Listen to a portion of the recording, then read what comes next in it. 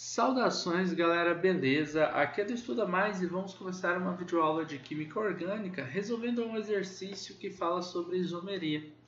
Associe os pares de compostos da coluna à esquerda com o tipo de isomeria existente entre eles na coluna à direita. Tá, então a gente vai observar aí os dois compostos que nós temos aí em cima e embaixo, né, ou os dois um do lado do outro, e a gente vai ver que tipo de isomeria que eles apresentam, tá? E fazer a associação com o tipo de isomeria que está aqui na outra coluna. Beleza. E depois, qual é a alternativa que apresenta uma associação correta? Tá, tranquilo então. Olha só, número 1 aqui. Temos CH3, S, CH2, CH2, CH3. A primeira coisa para fazer, eu acho que para poupar um trabalho nosso, é o seguinte. A gente sabe que isomeria, pessoal, é sempre que dois compostos, né, dois ou mais compostos, eles apresentam a mesma fórmula molecular e diferentes estruturas, certo? Aqui nós vamos ligar 4 comparações entre dois compostos com 4 tipos de isomeria. A primeira coisa a analisar aqui é que na segunda coluna, em nenhuma parte fala assim, não são isômeros. Observem isso, ó. Primeiro é a isomeria de função, depois isomeria de compensação, isomeria de cadeia, isomeria de posição. Então, a gente não precisa se preocupar com fórmula molecular nesse exercício, porque sempre tem aquela pegadinha, né? Você está comparando lá dois compostos, aí fala, pô, são isômeros de posição, sei lá, são isômeros de função. E aí quando você vai observar, você, putz, nem eram isômeros, porque o exercício deixou uma pegadinha, colocou dois compostos com fórmulas moleculares diferentes. A gente resolveu um monte desses aqui nessa playlist sobre isomeria, né? Então a gente até fica meio macaco velho com isso. Agora olha só, então a gente não vai olhar a fórmula molecular, a gente só vai bater o olho na diferença para falar que tipo de isômero eles são. Porque isômeros, com certeza, eles são, segundo esse exercício, tá? Olha aqui, a gente tem um enxofre entre o carbono 1 e o carbono de número 2. Então, na segunda molécula, a gente vê que esse enxofre está aqui, ó, entre o carbono 2 e o carbono 3. Ele já está no meio da molécula. É como se ele tivesse mudado de lugar com esse carbono aqui, com esse CH2 aqui. Beleza? Então, ó, se ele mudou a posição, só que ele é um heteroátomo, então a gente não chama isso de isomeria de posição, tá? Já que ele é um heteroátomo, ele é um átomo que está entre átomos de carbonos dentro da cadeia carbônica, a gente fala que quando ele muda de lugar e continua sendo um heteroátomo, porque aqui, nesse segundo caso, ele ainda é um heteroátomo. É um átomo diferente do carbono que está entre carbonos, certo? Então aqui nós temos uma metameria, que também é chamada de isomeria de compensação. Então, ó, é a número 2 aqui. Então a gente já pode marcar aqui no cantinho, né, que 1 tem relação com 2, né? 1 e 2. Vamos colocar assim, 1 e 2. Beleza? Assim ficou estranho. Vou colocar 1 tracinho 2, melhor. Agora vamos para 2. 2 tracinho com quem, né? Olha só, na 2 nós temos aqui uma... Bom, essa eu acho que é até óbvia. Uma cadeia que é fechada, olha só, temos aqui 5 átomos de carbonos numa cadeia fechada, certo? Ela tem uma dupla ligação aqui no meio.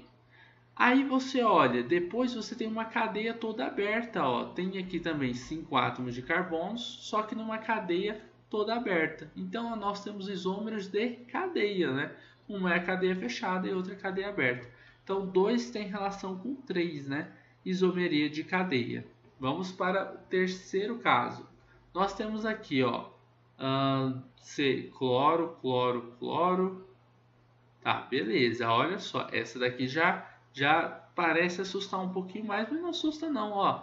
Um cloro está no carbono 1, o outro cloro está no carbono 2. Professor, como você sabe? Bom, a gente sabe que a gente vai dar a numeração dos carbonos da posição que a gente tem aí a nossa função orgânica, certo? Então aqui eu posso numerar esse como 1 e esse como 2? Posso, não vai mudar nada. Mas uma coisa é certa, eu não posso fazer isso aqui, ó. Esse aqui vai ser o 2, aí falar que esse aqui é o 3, esse é o 4, esse é o 5, e lá longe falar que esse é o 6, tá? É importante vocês saberem disso. Muito importante também na hora de falar sobre nomenclatura, né? Então, por enquanto, a gente pode chamar esse de 1 e esse de 2, ou vice-versa, ou esse de 1 e esse de 2. Uma coisa é certa, o 1 e o 2 eles estão um do lado do outro. Mas aqui, se a gente olhar na segunda estrutura, ó, eu posso chamar esse de 1, o mais próximo possível, o outro vai ser o 3. Ele não vai ser o 2. Então, a gente vai ter, ou eu poderia fazer o contrário, tá? Sempre bom mostrar isso. Aqui eu tenho 1 e aqui eu teria o carbono de número 3.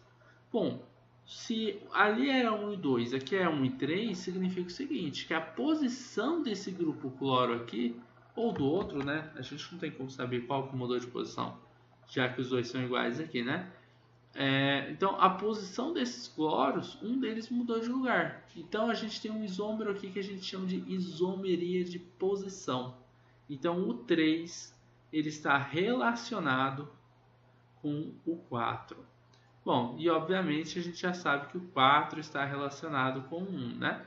Mas vamos ver por quê. Então, ó, o 1 é isomeria de função, né, que a gente está falando aqui. Então, são isômeros de função? Aqui eu tenho um OH ligado a um carbono. Esse carbono que o OH está ligado, ele faz quantas ligações? Observe, ele faz uma com OH, uma com esse hidrogênio, uma ele faz lá com o carbono lá em cima e outra ele faz com outro carbono aqui do lado. Ou seja, ele faz 4 ligações.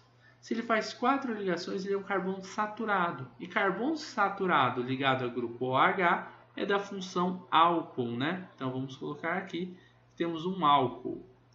No segundo caso, eu tenho um oxigênio entre 2 átomos de carbonos. Então aqui nós temos o que? Um éter. Beleza. Álcool e éter são de funções diferentes. Funções diferentes, nós temos uma isomeria de função. Beleza? Então ficou 2, 3, 4 e depois o número 1. Então vamos lá. 2, 3, 4 e 1. 2, 3. Opa, ali é 1. 2, 3, 4 e 1. Então a alternativa correta é a letra D de dado, né? 2, 3, 4 e 1. Essas são as relações de 1, de 2, de 3 e de 4 como algarismos romanos, né? Bom, pessoal, é isso daí. Espero que vocês tenham compreendido, espero que vocês tenham gostado dessa videoaula. A gente vai se encontrar numa próxima videoaula resolvendo outros exercícios falando aí sobre esse mesmo tema que é isomeria. Você gosta das aulas do Estuda Mais e quer ter aulas particulares de Química online comigo? Então envie um WhatsApp para o número que está na descrição desse vídeo.